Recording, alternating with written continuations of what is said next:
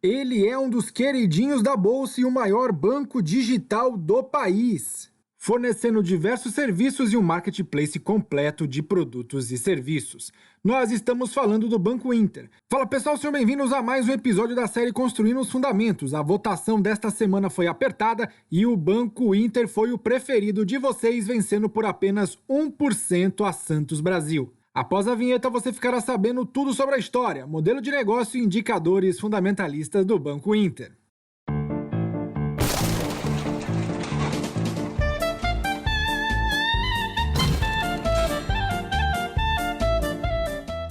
Passando para seus mais de 2.870 inscritos. Se você não inscreveu ainda, clica aí no inscrever-se, ative o sininho para receber as notificações, porque todos os dias tem conteúdo novo aqui no canal. Lembrando aquele nosso disclaimer, o conteúdo disponibilizado neste canal só que artigo é essa indicação que você lembra para investimento, é uma adesão de exclusiva minha e sua enquanto investidores. Se você quer ficar informado, nós temos o quadro Zambelli News aqui de segunda a sexta a partir das 8h30 da manhã e tem também a minha coluna Fato Relevante no site da Yep Capital. Eu posto lá cedinho as principais notícias que podem mexer com o mercado financeiro. Outra boa fonte de informação é o guia do investidor.com.br, um site completo sobre ações, fundos imobiliários, dividendos e até small caps. Acessa lá para mais informações. Se você está chegando agora e não conhece o quadro Construindo os Fundamentos, você escolhe toda semana qual ação vai estar aqui para a gente discutir um pouco sobre os fundamentos dela. E aí nós vamos falar sobre o histórico da empresa, qual o seu modelo de negócio e avaliar os principais múltiplos indicadores fundamentalistas.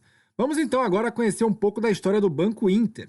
Em 1994, o Banco Inter foi fundado na cidade de Belo Horizonte com o título de Intermédium Financeira e pertenceu ao grupo econômico da MRV Engenharia.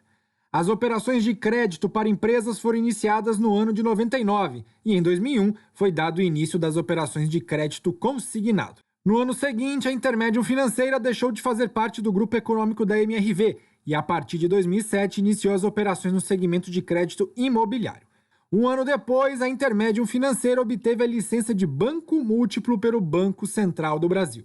Já em 2012, foi iniciada a formação do Grupo Inter, através da Inter Seguros. Por meio da corretora, passaram a oferecer uma ampla carteira de seguros aos clientes. No ano seguinte, a Inter DTVM passou a compor o Grupo Inter, sendo autorizada pelo Banco Central do Brasil e credenciada pela Comissão de Valores Mobiliários, a CVM, para operar em diferentes ramos de investimentos. Já no ano de 2015 foi lançada a Conta Digital, um marco na história do banco e responsável pela entrada no varejo bancário, mudando a estratégia da companhia. À época, a Conta Digital do Banco Intermédium dava direito a um cartão de crédito, crédito imobiliário, consignado, operações de câmbio, internet banking e investimentos e seguros. Já no ano de 2016 foram iniciadas as operações de câmbio e o lançamento do aplicativo, além da oferta de um cartão múltiplo com bandeira Mastercard. O ano foi fechado com 80 mil clientes digitais na base da companhia. O ano de 2017 chegou e com ele o Banco Intermédium fez o seu reposicionamento de marca, mudando o nome para o atual, Banco Inter. O novo nome, de acordo com a empresa, reflete a evolução do negócio e do mercado no qual atua, mais simples, curto e moderno. E fechou o ano com 370 mil clientes, 4,6 vezes maior que o ano anterior.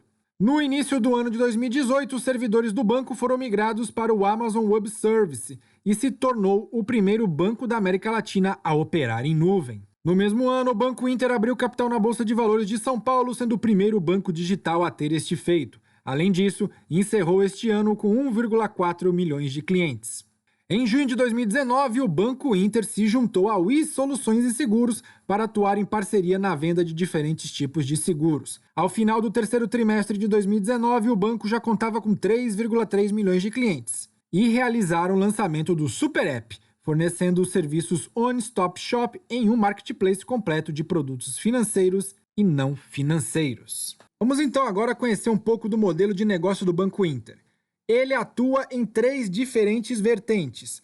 A primeira delas, produtos de serviços financeiros, que compõem aí os serviços de câmbio, de floating, que é uma rentabilidade que o banco consegue através do dinheiro parado dos clientes nas suas contas correntes, seguros, investimentos e consórcios.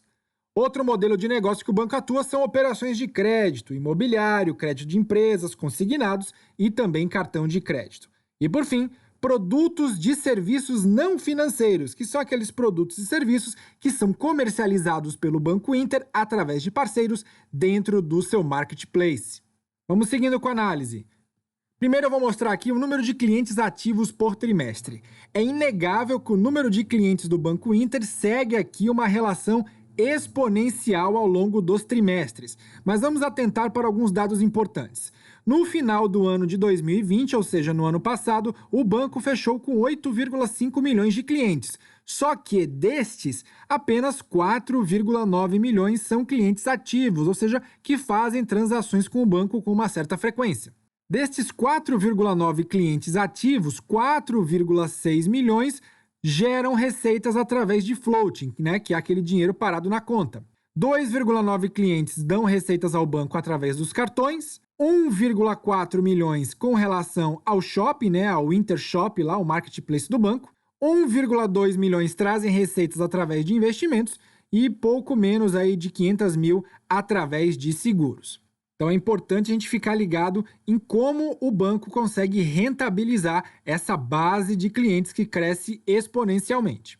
Vamos falar agora do faturamento através dos serviços? Vamos lá, pegando o ano de 2020 aqui, que é o que interessa, Houve um crescimento de 127,6% no comparativo com as receitas obtidas no ano de 2019. A principal delas segue sendo receita com cartões, 213 milhões de reais, seguido das receitas de floating, 71,4 milhões, e em seguida a de shoppings, com 63,5 milhões de transações lá no seu marketplace. Depois nós temos aqui 59,1 milhões com receitas de conta digital, 56 milhões através de receitas de investimentos, 42 milhões com seguros e 35,2 milhões relacionadas ao crédito, seja consignado, de empresas ou imobiliários. Vamos falar agora então da carteira de crédito, que é muito importante da gente avaliar se o banco corre algum risco de crédito. Bom, o Banco Inter possui mais de 90% aqui da sua disponibilidade de créditos para clientes para pessoas que possuem uma condição de renda mais elevada. Então tem um rate aqui de A e AA, que são os melhores clientes assim do nível de pagamento. Então, probabilidade de calote é muito baixa, tanto que a provisão mínima requerida para esse tipo de cliente é de 0,5% de todo o valor disponibilizado para crédito. Neste caso, para os clientes AA, o banco tem 4,19 bilhões emprestados e para o segmento A, 3,9 bilhões. No caso aqui, a provisão para os clientes do tipo A está em 19,6 milhões de reais. Depois segue aqui para segmento do grupo B, C, D, E e F, que aí são pequenos valores, 3%, 1%, 0,8%, 0,4% e depois 0,3% e 0,3%, totalizando aí um pouco mais ali de 5% de empréstimo para esses tipos de clientes aqui de classes mais baixas, que a provisão desses valores tem que ser maior, porque a probabilidade de calote também é maior. De modo que ao término do ano de 2020, o Banco Inter tem emprestado a clientes 8,8 bilhões de reais e provisionado aí 188 milhões de reais. Vamos seguindo com a análise. A composição acionária do Banco Inter, então, é descrita dessa forma. O grupo controlador tem hoje 35,38% de participação, 0,94% das ações estão com administradores, diretores, gerentes e demais funcionários que fazem parte da administração do banco. Quase 15% das ações estão com o SoftBank, que é um banco de investimento japonês. Ações em circulação, ou seja, o free float, está em 49,24% e o banco detém aí ações em tesouraria de 0,15% do total de ações emitidas pela companhia entre ações ordinárias e ações preferenciais. Vamos falar agora então dos múltiplos fundamentalistas. Olha como está a receita líquida do Banco Inter. Então nós podemos ver que, com exceção do ano de 2015 e 2017, a receita ela foi crescente, seguindo uma tendência lógica aqui. A receita do Banco Inter no ano de 2020 chegou ali em 930 milhões de reais. Por outro lado, os custos da companhia também cresceram, então principalmente no ano de 2019 e no ano de 2020, onde foi necessário mais capital a ser investido para aguentar o crescimento da base de clientes. Então veja, se o número de clientes cresce exponencialmente, espera-se que a receita também cresça bastante. Mas para suportar toda essa estrutura, você precisa de mais funcionários, mais servidores, mais estrutura para receber esses clientes. E para isso, você precisa também aumentar esses custos para suprir esse crescimento exacerbado de clientes.